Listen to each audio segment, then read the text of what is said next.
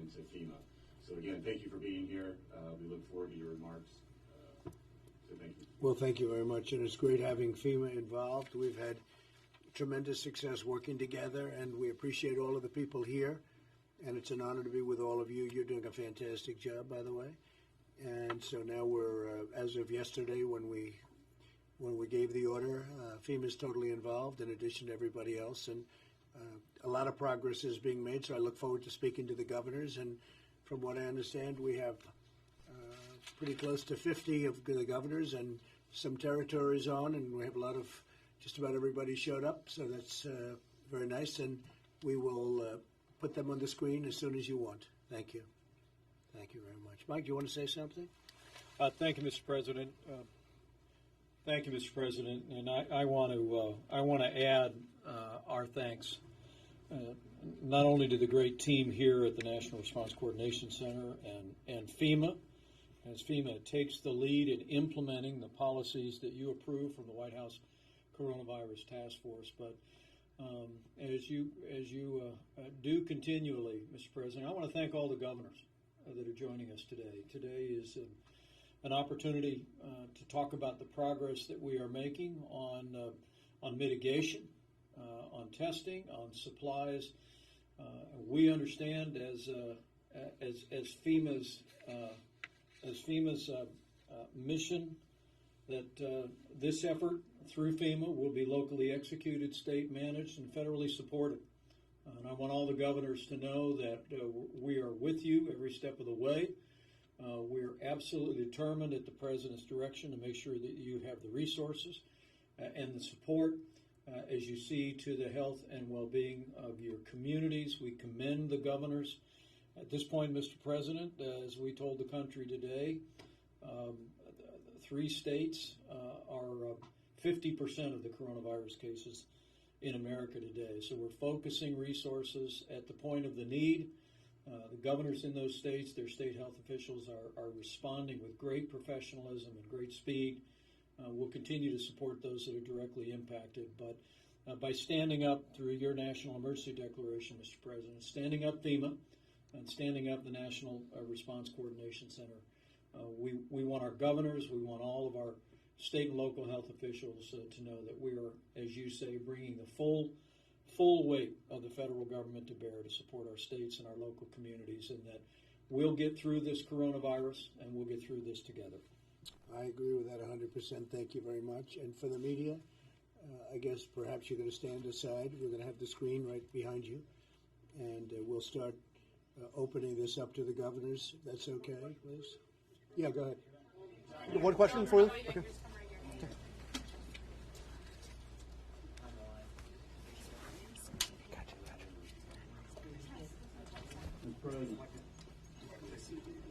Okay, who is that speaking? Hey, this is Brian Kemp from Georgia, Mr. Hi. President. Can you hear me all right? I can hear you fine. Thank you, Brian. I just want to thank you all for the constant communication. I applaud the move to stand FEMA up at level 1. Appreciate HHS and all that they have done. I had just 3 quick things for you. One, I just want to encourage you all to leave the directive for the National Guards with the governors. Okay. As you all know, I think we're on the front line of the fight, and Yep. We're in the fight with you. But I believe that we can best make those directives Good. based on what's going on in our state. I like that idea, Brian. That's done. I like it. Well, thank you. The second thing I had is I want to thank you for standing up the federal medical facility close to Dobbins Air Force Base. As you all know, we had many passengers from the Grand Princess in Georgia, almost 500. They were from all over the country. We were glad to work with you all to support our neighbors from other states, including 31 Georgians. Thank you. We're down to about 200 people there right now. We have got things working very well there.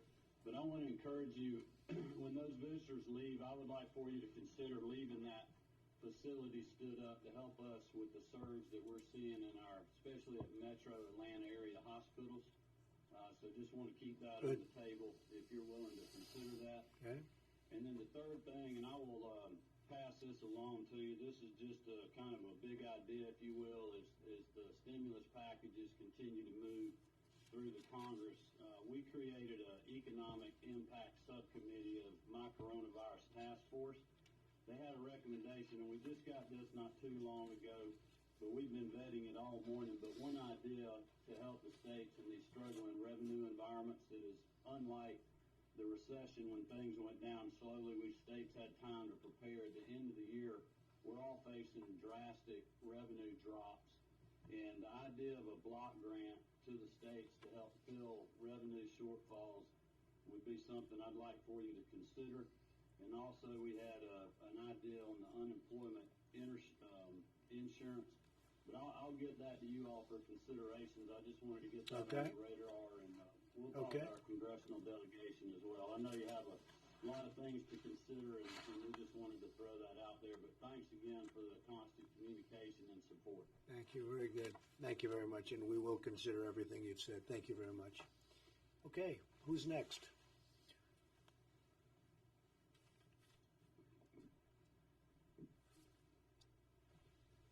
Next governor, please.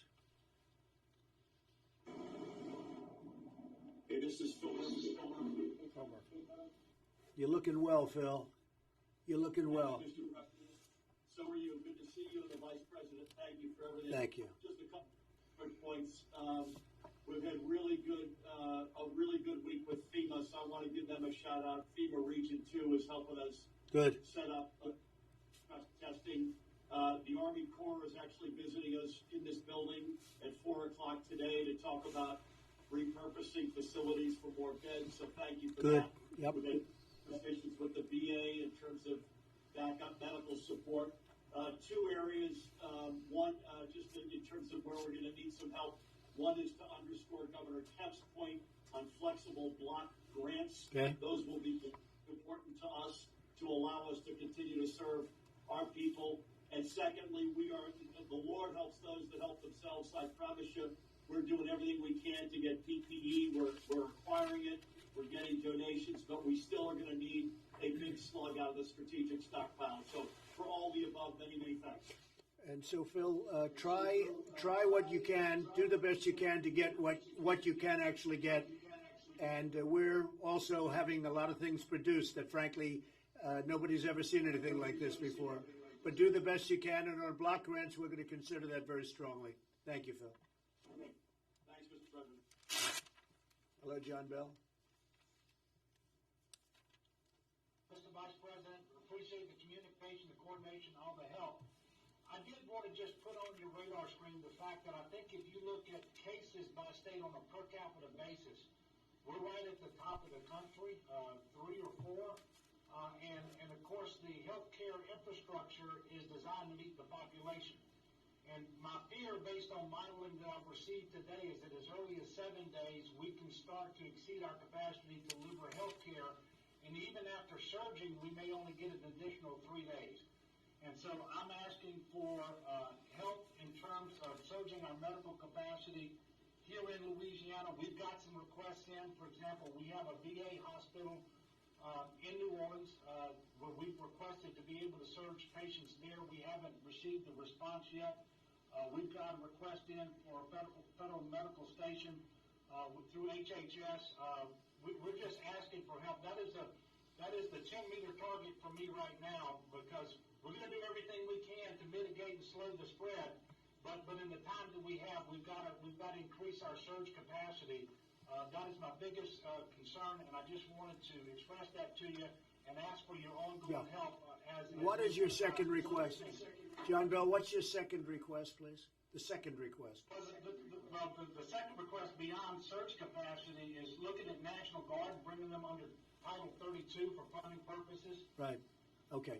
We're going to look at that, and I'm going to try and get you immediate approval on the hospital. I know about the hospital request, and so we're going to speak to the VA. We're going to see if we get immediate, at least as a switch, but we'll get that approved for you one way or the other. All right? Thank you very much, Mr. Okay. Thanks a lot, John Bell. Thank you.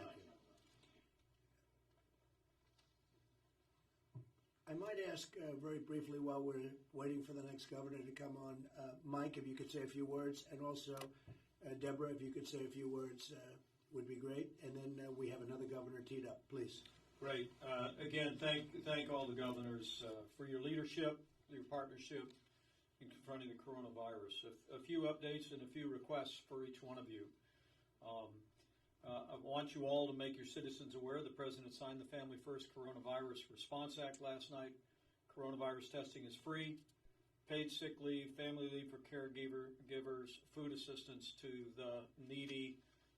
Get the word out to your citizens would be very helpful. On testing, as we've said many times and worked with many of you through your state labs and certified labs, and of course at the CDC, testing is now available in all 50 states. We want you to be aware that if you have questions about the availability of testing in your state, you obviously can talk to your state health department and healthcare providers, but I want every governor to know that because of the public-private partnership that the President forged with our commercial labs, Roche, Thermo Fisher, and as of last night, Abbott Laboratories are now coming online literally by the hour, and when they are done, we will have some 2,000 labs stood up around the country with the high throughput testing. Your healthcare providers will know where those resources are. Your State Department will know where their resources are, and we just encourage you to bring your team together. Important to note that while now tens of thousands of more tests are being performed literally every day, the bill the President signed last night also included a provision that states and private labs must report all coronavirus testing results to the CDC. Emphasize that to your state health department, your healthcare providers. Encourage you maybe to pull them together today before end of business.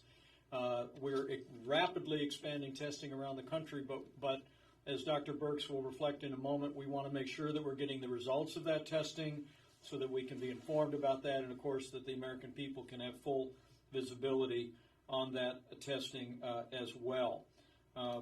She'll also explain we will see, as testing is ramping up today and tomorrow, we will see an increased number of cases. We want to give context to you and to your citizens about that. On supplies, President Trump has been engaging industry leaders in the supply chain across the country to make sure that personal protective equipment and medical supplies are broadly available. On the subject of masks, I've talked to many of the governors about N95 masks. Again, in the bill the President signed last night, we have literally unlocked tens of millions of N95 masks. What the President asked the Congress to do, and they did, was we extended liability protection to all industrial N95 masks, so those can now be readily sold to your hospitals and healthcare providers. We urge you to communicate that to your healthcare providers, your hospitals today, to let them know that that supply has dramatically increased and they can place orders. We also would reiterate, if you can reach out to your construction companies, they're in possession of lots of N95 industrial masks, and the President is urging all those builders, and literally hundreds around the country have already done this, to donate those masks to their local hospitals and clinics. On the subject of ventilators, we are currently surveying healthcare providers around the country and suppliers, and I'm pleased to report to you that we have already identified tens of thousands of ventilators, including ventilators that can be converted to treat coronavirus patients. Your action item on that in your state should be you should survey your outpatient surgical centers and your ORs to identify the type of respirators that can be converted. Dr. Birx has been working with suppliers. There's a changed vent that has to be attached. We've identified that those are available, but literally tens of thousands of ventilators are now going to be available because of the survey that's currently underway. The other point that we wanted to emphasize is at the direction of CDC and the President's Coronavirus Task Force, we are encouraging hospitals and every American to postpone elective surgery please explain to your citizens that this will have a direct impact on hospital capacity. By suspending elective surgeries, it will free up more space in hospitals, including respirators. As Dr. Burks explained to me, that many people that require a respirator is because of a surgery gone wrong, and so this frees up more of our capacity across the board. I know it's not lost on any of the governors here, Mr. President, that by standing up FEMA, you now have essentially created a structure that every governor is very familiar with in dealing with disasters and emergencies. We have activated all emergency support functions and interagency functions here. Pete Gaynor is here for comments and questions. We intend to run all of the federal response and support to states through here at the National Response Coordination Center and through FEMA. This center is fully operational. Governors, I want you to tell your teams that this NRCC will be connected to your states through your regional administrators and your state emergency operations center. This will be very familiar to all of you. Any questions that you have, the only thing that I would ask on the President's behalf, if there are issues that arise in your state, begin with your regional FEMA administrator. Literally 20,000 people work for FEMA. You all know what incredible people they are, and they're ready to go to work your issues. So with that, Mr. President, I might just turn it over to Dr. Burks with your permission, and she'll reflect on what we know about the data and what we know about the spread of the disease. But thank you for your bold leadership. Thanks for what you all are doing to implement the President's coronavirus guidelines. It's an honor to be serving with all of you. Thank you, Mike. Mr. President. Deborah? Thank you, Mr. President, Mr. Vice President. You should have received an analysis of the across-the-country COVID cases analyzed by state and counties, utilizing counties with more than 50 cases. Over 50% of the cases are in 3 states. Over 50% of the cases are in just 10 counties. So it's the 3 primary states of California, Washington, and New York, with the addition counties of New Orleans and Cook County.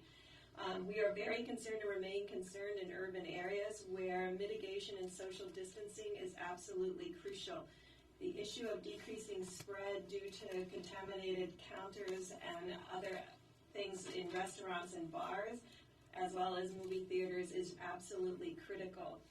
So I know you're concerned about your hospitals, but critically, you need to make sure that all elective medical and surgical procedures and dental procedures have been canceled, that PPE is being utilized and transferred to the parts of your state that need it the most, that you look at all elective surgery centers, those are your outpatient surgical centers, and that staff to be your surge capacity. Those ventilators can be converted to be utilized, anesthesia ventilators to be used as ventilators. I think as we all work together to solve these solutions, I think unlocking the masks and the PPE from construction was absolutely key, as well as this ventilator situation. I think the federal government has been very proactive in ensuring that we've decreased bureaucracy and barriers to unlock these innovations. We believe that innovations will continue to come from the field, and we appreciate your frontline workers who have been informing us about their changes. It's important that we're tracking the data on a county by county as granularly as we can, because we can look at whether mitigation is working in those. We'll get feedback from your community. This will only be solved if every single person in every single community takes responsibility to ensure they're following the presidential guidelines that were put out several days ago for the 2 weeks of stopping this virus. So we will stay in close communication with all of you through FEMA. We're very excited about the full activation of FEMA to be able to provide a dialogue both up and a dialogue down so that we can stay in closer communication, and so we can assure that we have prioritized all stockpile elements based on the needs and the case structure that has been reported. Reporting becomes critical. If we can't see it, we don't know how to unlock the stockpiles. So this, both test negative and test positives, are going to be absolutely essential, as well as hospital admissions and CCU beds, so that we understand exactly what is required from the federal government. Thank you, Mr. President. All right, thank you very much. Mike, go ahead. Thank you, Mr. President. Just two brief points on the subject of testing. Admiral Goa is with us. The U.S. Public Health Service has built a model. So many of the states have already begun drive-through testing, are doing a yeoman's work in that space, and Admiral Goa is here to articulate to you how we can be supportive of that going forward and where we're rolling that out. Last point, the President asked me to emphasize, we want to encourage every governor on this call to convene your leading healthcare providers today to take inventory of your medical supply needs, and we urge you to remind them that they need to look to their supply chains first. We'll prioritize accordingly, and any states that are in the middle of critical response know that we will work with you to get you what you need. Other states, you need to talk to your healthcare leaders, providers, and make sure that they are going to the supply chain. And we encourage you to pull them together today to emphasize that point. Thank you, Mr. President. And thank you very much, Mike. And I want to get back to the governors. I do want to say, to me, something so big. The FDA has approved a compassionate use for a significant number of patients. We have a drug called chloroquine. A derivation would be hydroxychloroquine, which I hear even better about. It's a common malaria drug. It's been available, so therefore the safety level we understand very well. It's been relatively safe, and it showed very encouraging early results, really encouraging. If this works as well as hopefully it might, the FDA, which would have taken normally much longer to do under our great secretary, has been fantastic. The head of the FDA has been Dr. Hahn, Dr. Stephen Hahn. He's been fantastic. He got it approved very quickly. I won't even tell you how quickly, but let's put it this way. It's approved. And we're encouraging you to take a look at it. We have ordered a lot of it, and you can too. It's by prescription. It's a very powerful drug for malaria and also for various forms of very serious arthritis.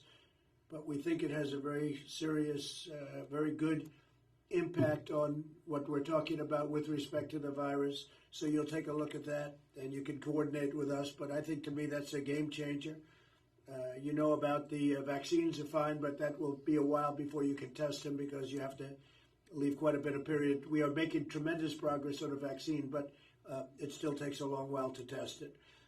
We're also studying this and other promising therapies, which is a therapy produced by Gilead, and that would be it's called remdesivir, and it shows great promise. And Regeneron is a company which is also working very hard on a drug, and it's also, they're doing very well. They are the ones that came up with a very successful solution to Ebola, and they've been a fantastic company. So we have some great things, but the ones that I mentioned are very good, but especially I think if you look at the first mention, could be a absolute total game changer. And with that, I think we'll go back to this is by prescription, but states can issue it, and we have it approved by the FDA.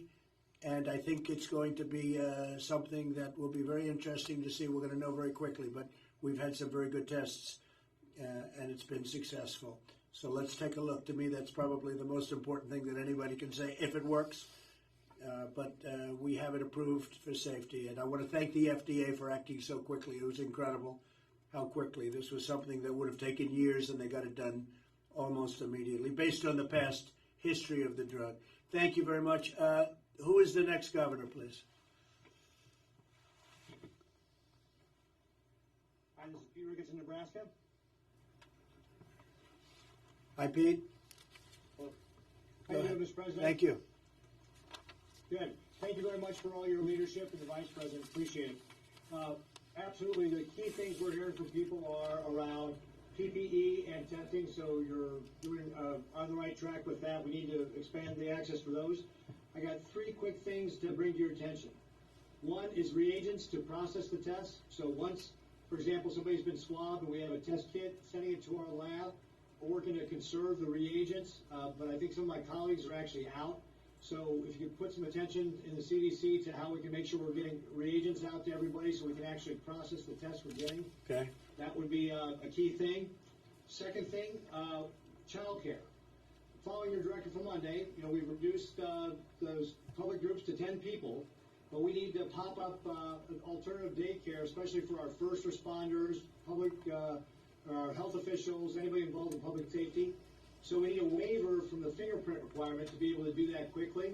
So I want to put that on your radar screen to be able to see if you can have somebody take a look at that. All right, get moving on that. Good. And then finally, guidance from on special ed from the Department of Education for the free appropriate education requirements.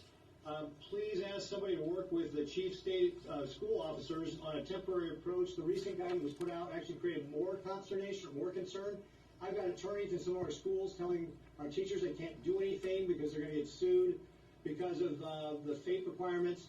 So if we could have some temporary guidance that would allow us more flexibility, our schools again are operating without students in them. We'd like to be able to use them for other things, and this apparently is a barrier for getting that done.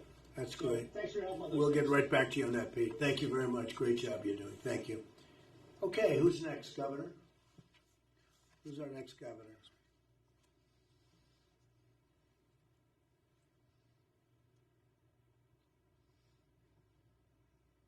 Next.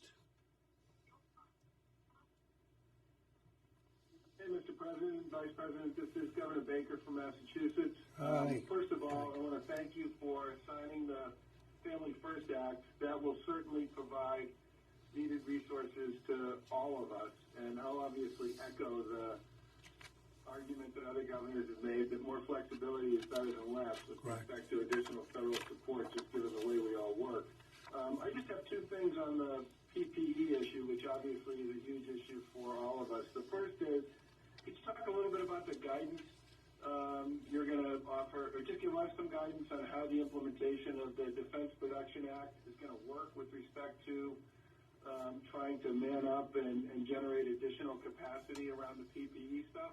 And then the second thing, and I'm not quite sure what to do with this, so I'm just going to throw it out there for you. We took very seriously the push that you made previously on one of these calls that we should not just rely on the stockpile and that we should go out and buy stuff and put in orders and try to create pressure on manufacturers and distributors.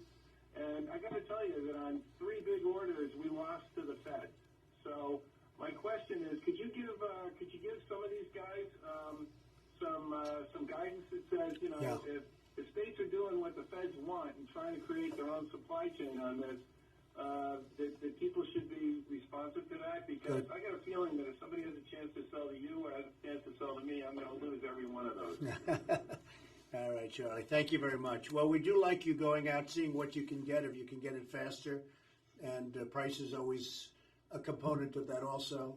And maybe that's why you lost to the feds. I'll tell you, that's probably why. But I'm going to ask Mike to discuss that because we have some, I think, brand new information. Please, Mike. Well, Charlie, we will take that back and appreciate the feedback. Secretary of HHS is here, and we want to facilitate all the states and the healthcare providers in your states to be able to access that supply chain as it becomes more robust. Specifically on the Defense Production Act, the president has activated the Defense Production Act, but he's not initiated any other action underneath it. And right now, what I can tell you is, as the president has brought together leaders of business and industry and supply chains, I think, Mr. President, you put it well when you talk about the spirit in American business about wanting to ramp up voluntarily to meet the needs that our healthcare providers have in this country is truly inspiring. And so the president has not yet exercised his authority under the Defense Production Act. He said he will, if he needs to, But I think the president's perception, the team's perception is now is American industry is stepping forward very aggressively, and with the changes that Congress just enacted and the president signed, we're going to continue to make more and more PPE available. And I will say this, Charlie, and for everybody, the country has really stepped up like I don't think we've seen it in many, probably decades. It's incredible the way they've stepped up. So we hope we can get rid of this thing quickly. Okay, next governor. Thank you, Charlie. Next governor, please. Next governor. Mr. President, Mr. Vice President, this is Larry Hogan, Chairman of the NGA. First of all, I just want to thank you so much for this call today, and I want to thank you for the great communication that you've had with all the governors over the past few weeks. It's been tremendous. Mr. President, thank you for signing the second stimulus last night and for your ongoing efforts to mitigate the economic impact that we're all facing.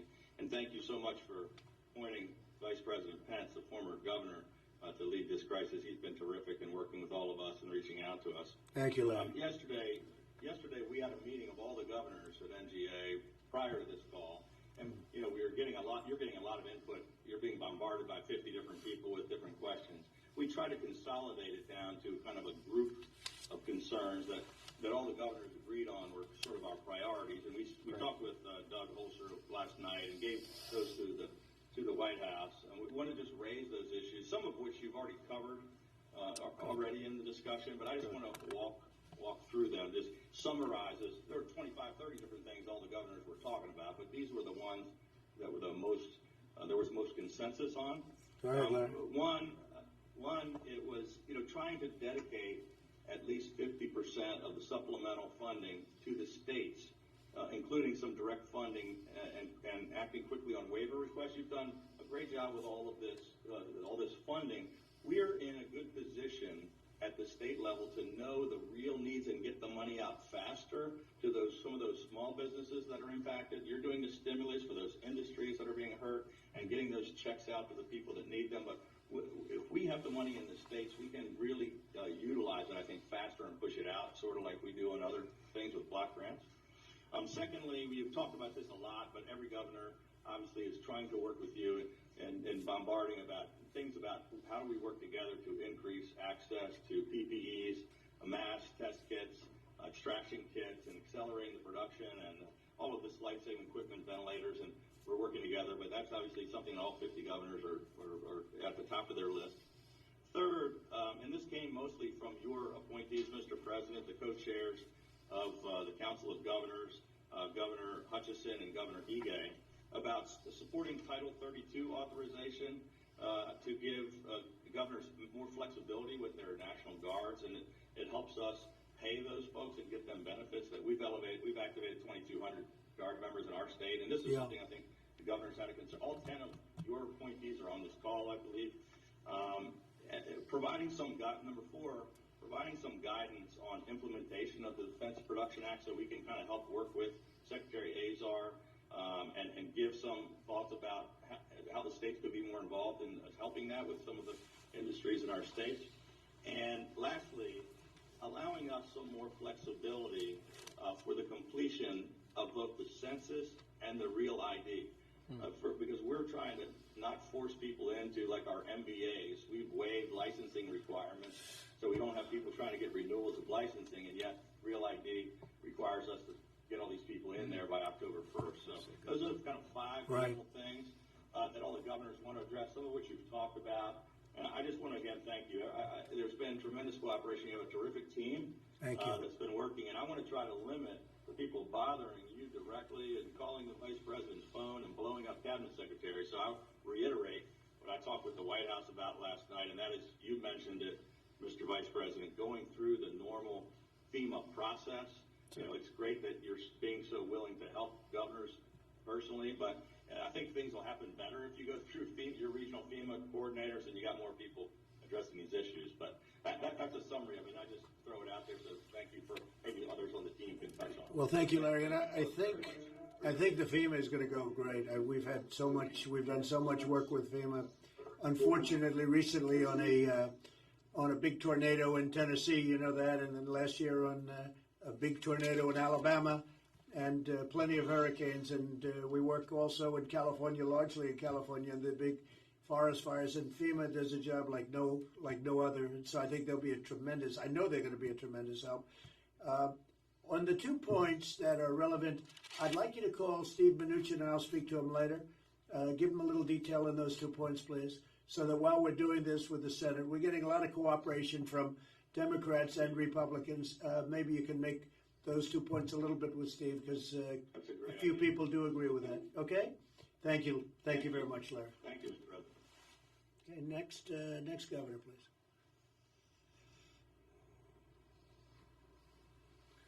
Mr. President, if I might, before the next governor speaks, I might, with your permission, Pete Gaynor could give us a couple minutes.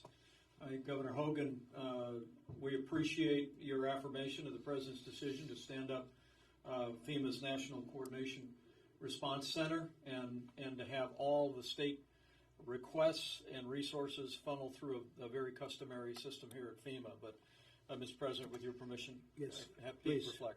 Pete? Sir, Mr. President, Mr. Vice President, welcome to the National Response Coordination Center. And as the Secretary and the Vice President yourself have announced previously, FEMA is the leading federal operations, or is leading federal operations on behalf of the White House Coordinated Task Force, who oversees the whole of government response to the pandemic. Like all of you, we are prepared to do this for the long duration, for the long haul. The health and safety of our employees and the American people is my top priority. As of this morning, the HHS Crisis Action Task Force and other federal partners have fully integrated into the operations based here at FEMA's National Response Coordination Center.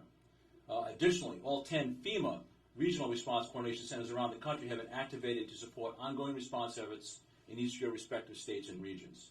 Currently, there are 50 states, the District of Columbia, 5 territories, and 1 tribe that have opted in and have received the 501(b) emergency declaration for COVID-19.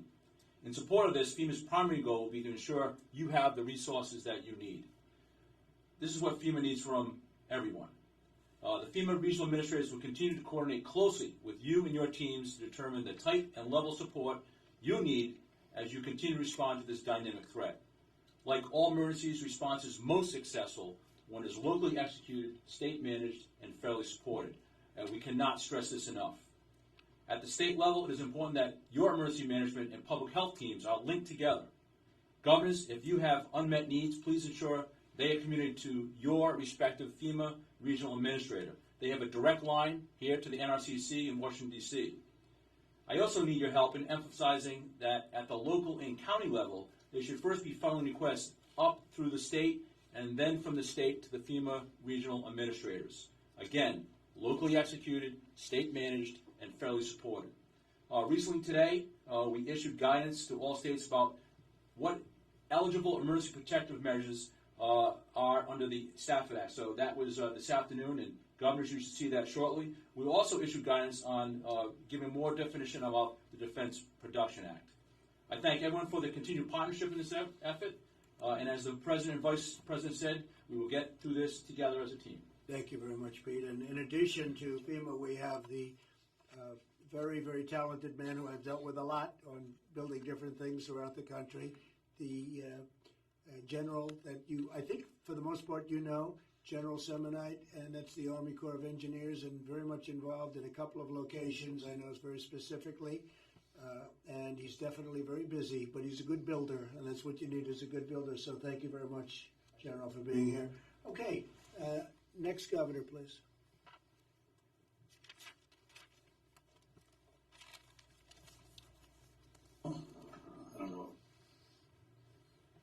Good afternoon, Mr. President. It's Gina Raimondo from Rhode Island. Hi, Gina. Hi. Go ahead, Gina. Hello, can you hear me? Yes. Yes. Hi. Sorry about that. Good afternoon, Mr. President and Mr. Vice President. I also want to echo what others have said and add my gratitude for your transparency, and especially the Vice President, who's been very gracious and generous with his time and getting on the phone with me a few times. I very much welcome the opportunity to work with FEMA, and I know we're in good hands because prior to coming to D.C.,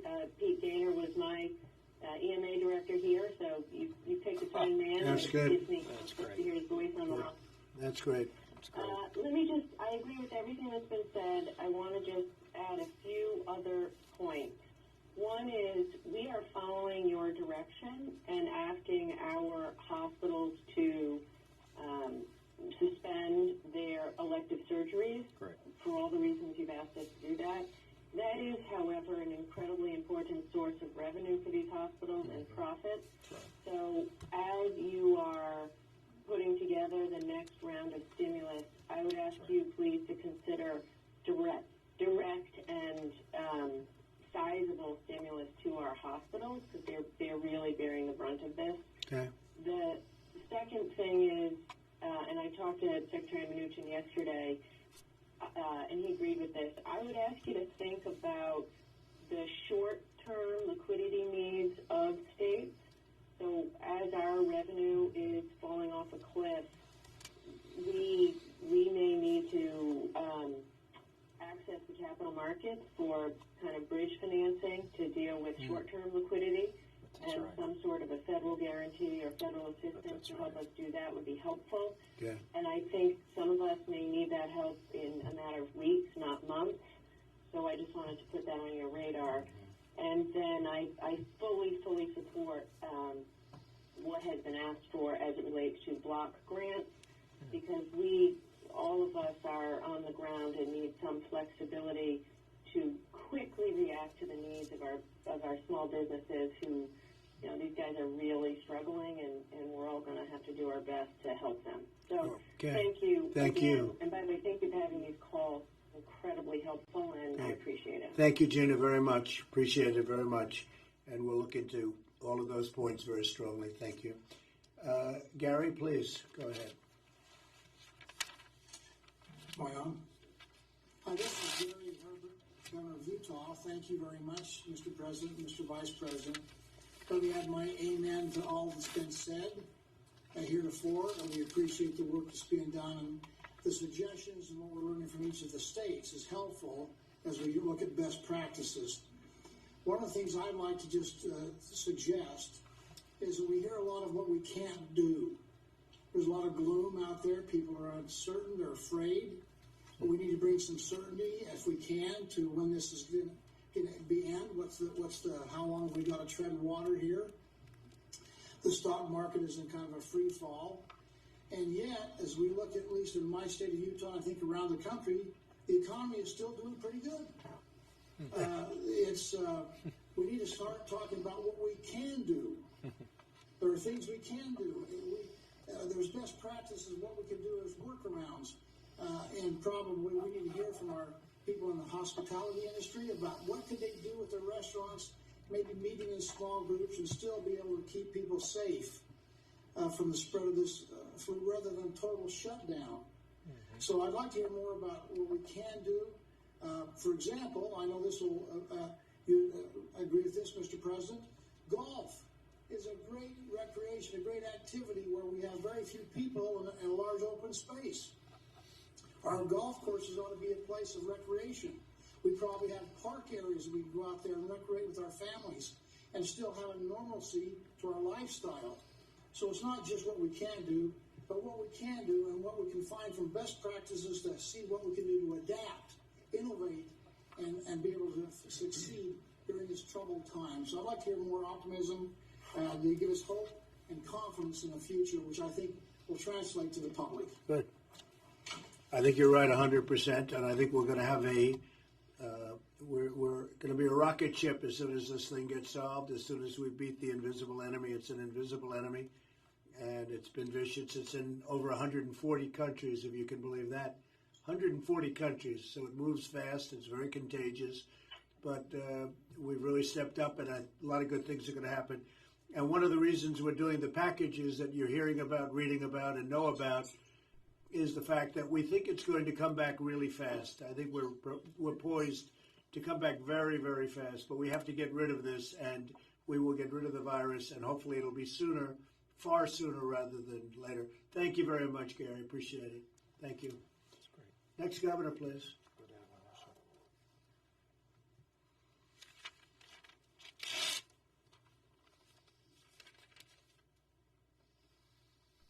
President. This is Gretchen Whitmer from Michigan.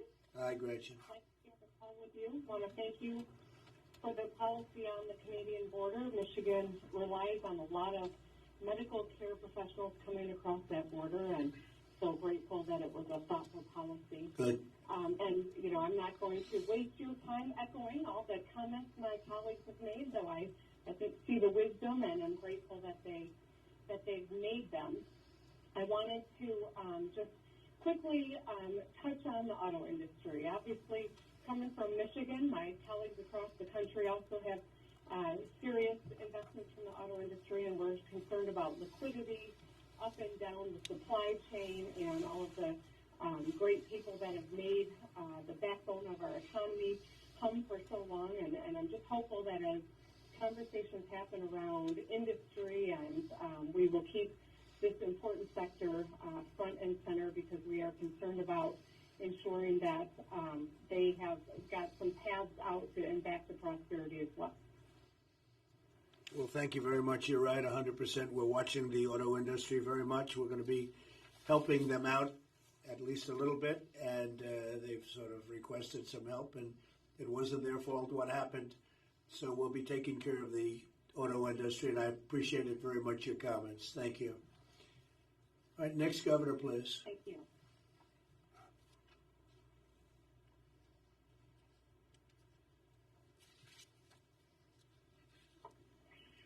Mr. President, Mr. Vice President, this is Governor J.B. Pritzker from Illinois. I wanted to first express my gratitude to your staffs and to others working in the administration who we've interacted with. They've really done yeoman work in being responsive to us. And thank you, Mr. Vice President, for returning calls to us as we've needed more help with answers to questions about testing. And actually, that's why I wanted to ask a question today. We understand that there is drive-through testing that's being stood up across the country. We hope to see it in Illinois, drive-through testing that the federal government has arranged. But we understand that there are only about 5,000 tests that will be provided to us in Illinois for these drive-through testing centers, and then there's no more promise after that. And so I wanted to try to understand, if we stand them up, what will happen. That's perhaps, a day or 2 days of testing. Obviously, it's on top of the testing we already have now, but what will happen after the 5,000 run out? Okay, the states have done a lot of that themselves, working in conjunction with us. A lot of the drive-through has been done by states. But Admiral, maybe you could answer that question, please. Yes, sir. Thank you, Mr. President. Mr. Vice President, a couple of numbers for you. Right now, we're very effectively transitioning to large-scale testing by leveraging all components of our American healthcare system, including CDC and the state public health labs, healthcare and hospitals, and large commercial labs. Let me give you a few numbers. Between March 2nd and March 14th, we made available 10.4 million tests to the United States population. We anticipate by March 28th that number will be 27.6 million tests, according to the FDA. So an incredible surge. In terms of supplies, which many of you I've worked with, probably about 20 individually, the FDA has made available a number of options for supplies, different swabs, different reagents. If you don't have culture medium, you can use sterile saline, salt water, it works good. Everybody has that. That's on the FDA FAQ website. And in general, the commercial market is working extraordinarily well. The CDC and the public health laboratories to date have conducted over 45,000 tests, and the clinical laboratories, the large clinical laboratories, have now conducted over 63,000 tests, of which 20,000 were done just yesterday. So this shows the incredible ramp. We do not have all the tens of thousands of hospitals which Ambassador Birx is talking about. I wanted to highlight one, before I get to your question, that the approval by Abbott, the approval by the FDA of the Abbott testing system is very important to your hospital systems because it spans a little bit of a gap between what's done at your state lab and what's done at the large commercial laboratories. There are about 175 of these systems throughout the country. 150,000 tests were released yesterday, with about 1 million more coming over the next week. These are in 175 of your community hospitals and academic medical centers, VA medical centers, and they can do about 500 tests per day within your hospital system. Now, in terms of the drive-through, this is the last part. We are standing up 47 sites in 12 states according to the state needs. We asked through the FEMA regional administrators for what you need and how we can support you. Some states need very little support. Some states need significantly more support. Only 1 week after we started, we will have several starting today, and likely more than a dozen starting tomorrow. And to be very clear, we gave the initial allocation based on what your state told us, but we want you to work through your FEMA system. We have plenty of tests on the backside. We have plenty of supplies on the front side. Work through your FEMA administrator to give your requirements, and we will bring those back through the FEMA system to meet them. There's been great demand and great enthusiasm among the states for these drive-through centers, primarily for healthcare workers, and we want to support you. We can certainly provide more than 5,000, but we didn't want to give away so much at the beginning until everyone got set up. Thanks, sir. Thank you, General. Great. Well, we're going to want to take advantage of the supplies that you're talking about, because the challenge out here is that while you all are providing test kits, we don't have, as you pointed out, the reagent, the swabs. We're having to go out on the market to find it, but it's being monopolized by this drive-through program that the federal government is doing. And we have drive-through that hospitals have stood up on their own, I might add. But the problem, again, is if we don't have reagent or the swabs, then we can't do more tests than we're doing today. The 5,000 that have been provided are being provided to Illinois for those drive-throughs are not enough going forward, and we really need, again, reagents and swabs in order for us to expand more rapidly. One last thing, our hospitals are doing just amazing work standing up, thank goodness, at their own testing capability, and of course our state labs too. But we really need this supply that the federal government has access to. We are competing with the federal government for. So all right, General, that shouldn't be a problem. Would you please answer that, because everything should be in very good shape? Would you answer that, please? It is absolutely not true that the drive-through centers are monopolizing the market. We use the swabs and the swab kits, not the testing kits. We get them through the commercial market. We use a very small percentage of them. When I was asked about shortages yesterday, I went right to the commercial market, got 200,000, and shipped them to the states that said they couldn't find them. So please look on the commercial market, because they are there. We will help you find them, or we will help you to access them. And again, if you stand your requirements up through the FEMA system, we will work with your states to acquire them or assist you in any way. We're fully integrated into FEMA now. It's been great. In only 12 hours, we've got us all side by side. So we want to help you. We appreciate the enthusiasm, and there will be more than 5,000 available to you either through the commercial market or we will assist. In fact, last night we bought 250,000 swabs, and they got distributed all over the country to the various states and the states that needed them the most. So, JB, any problem, call me up, but there should be no problem with that at all. Thanks a lot, JB. Thank you, Mr. President. Thanks, JB. Next, Governor, please.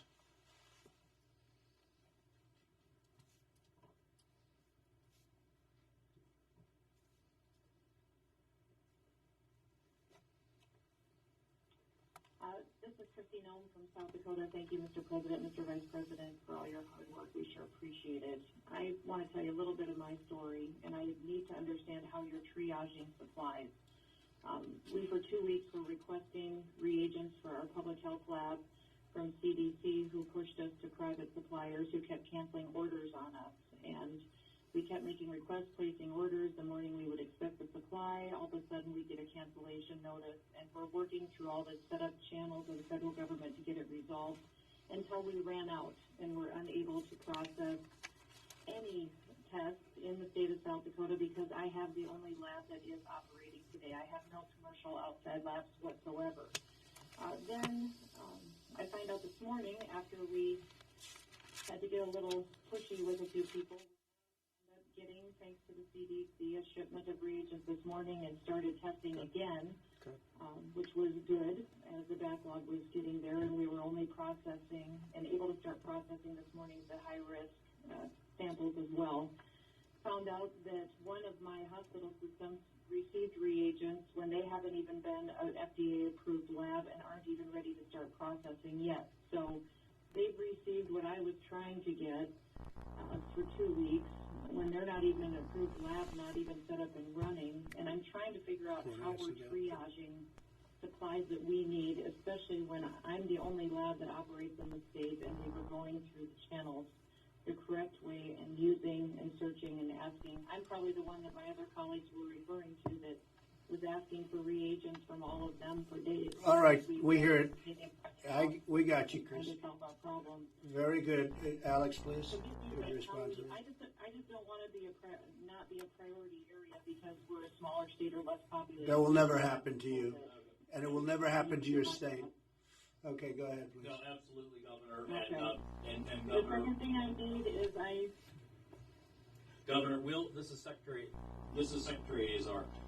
We absolutely want to make sure you get what you need there. There are many different reagents that can be used. So after this call, we'll get on with you to help make sure you're getting what you need.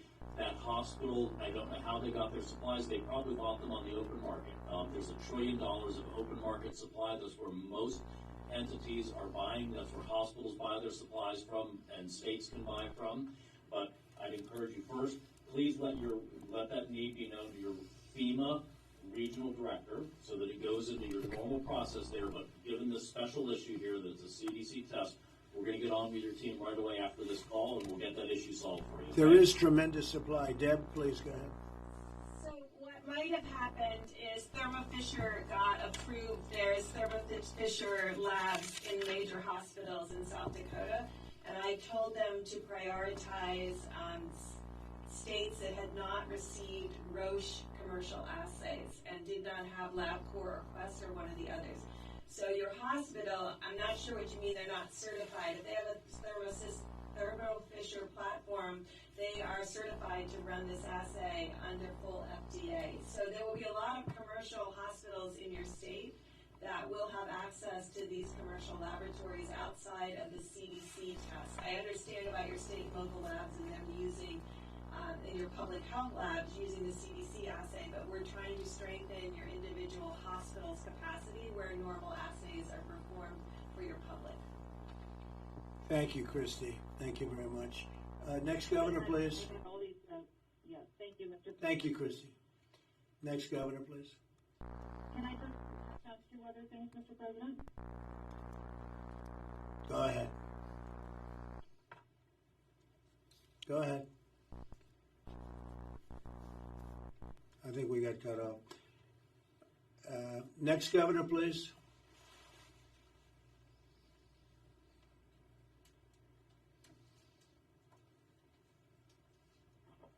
Mr. President and Mr. Vice President, I want to thank you on behalf of Alaska for all the hard work you're doing. We're like other states. We're doing the best we can. I just want to reiterate the block rate concept, and then one last thing is the swab. It's under your new order under the basically the Defense Act. If we can get those swabs going, it's going to help us tremendously up here. But that's basically the request. And again, we want to thank you very much for what you're doing, and our thoughts and prayers are with our fellow Americans and the rest of the state. Thank you, Mike. We'll take care of that immediately. Very quickly. All right? Thank you. Next, please.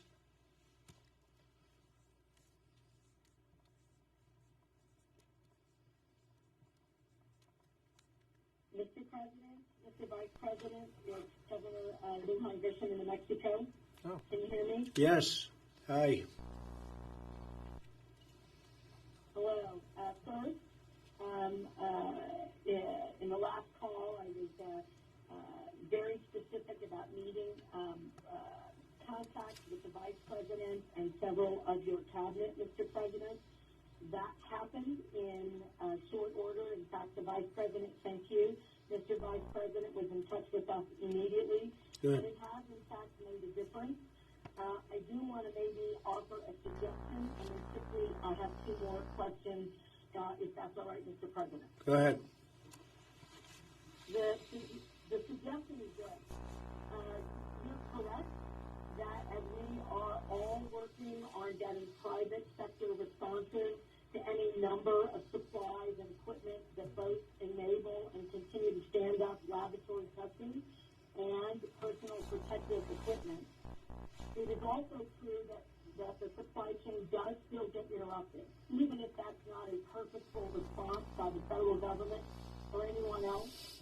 It would be very useful, I believe, to governors, simply to me, if I knew what the federal government was ordering, if you knew what every state was ordering, and what the expected deliveries are, and we could do that through FEMA, because in fact, these competitive issues, I do think, create real challenges for states. I've had the same situation. Swabs supposed to come from someplace get canceled.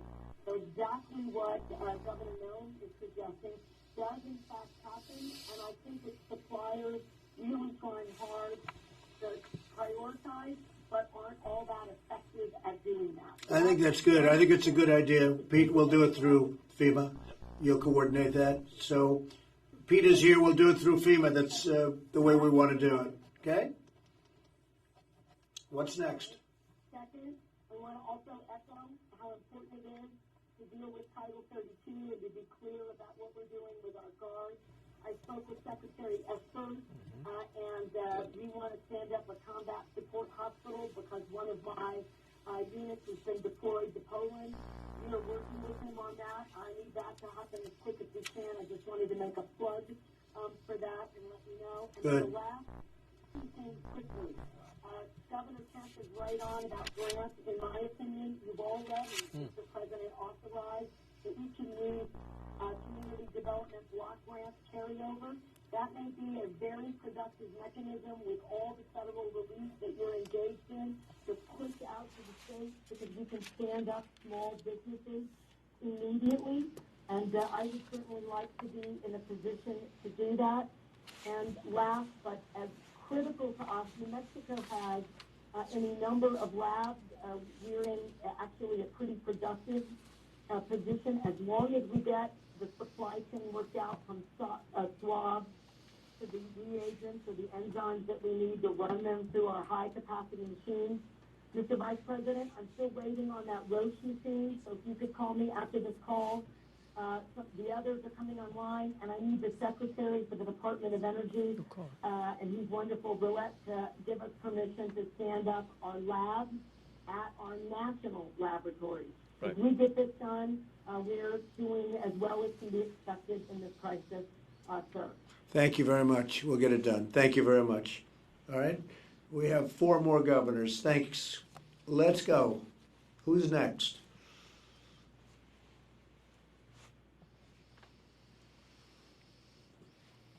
Hi. Oregon is grateful for these calls, the ability to connect with your administration, and our needs are reflected in the NGA letter that Governor Hogan presented. Thank you. Thank you very much. Okay, next, please.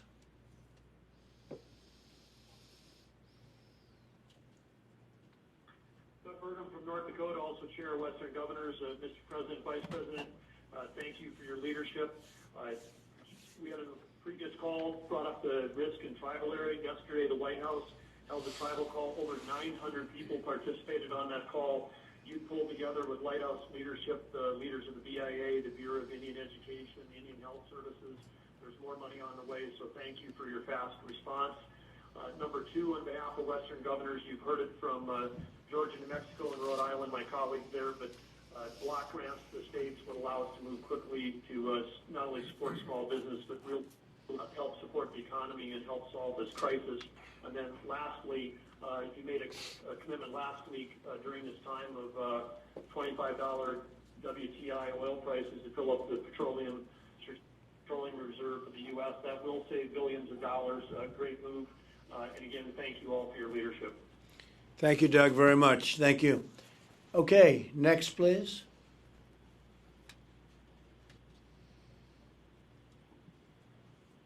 Mr. President, this is Steve Sisolak from Nevada, and I appreciate you having this call. I'd like to ask one big thing of you. I know that you're looking at potential recovery packages already in stimulus, and Right. we talked about the airlines and the cruise ships, and I would like you to consider including the hospitality industry in that. I have unfortunately had to shut down the Strip in Las Vegas, and tens of thousands of hospitality workers have been displaced as a result of that. And while they're getting some compensation and filing for unemployment, anything to help we could get from your end to help with the facilitation of getting our economy back going again Right. would go a long, long way. This is our number one industry in Nevada. And Yeah. I know we've got other parts of the country with the theme parks and whatnot, and these folks are lower wage sometimes. It would definitely be helpful if we could include them in any recovery package that is brought forward. I think it's a great idea. Thank you very much. I think it's something we'll be thinking about it. Thank you, Governor. Next, please. And this is our final question. Mr. President, Brad Lowell in Idaho. The governors, we talked about the ventilator crisis as we get further down the road.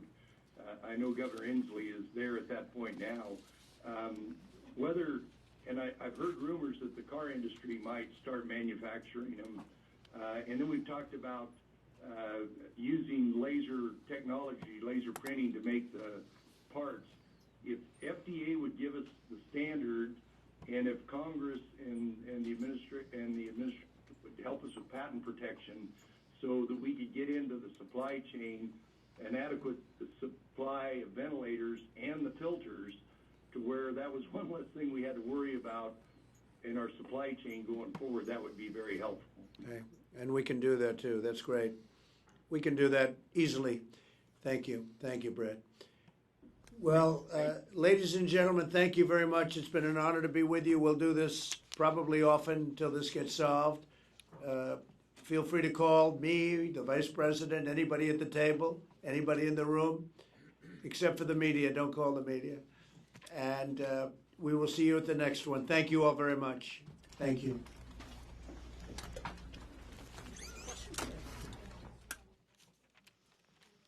Thank you, everybody.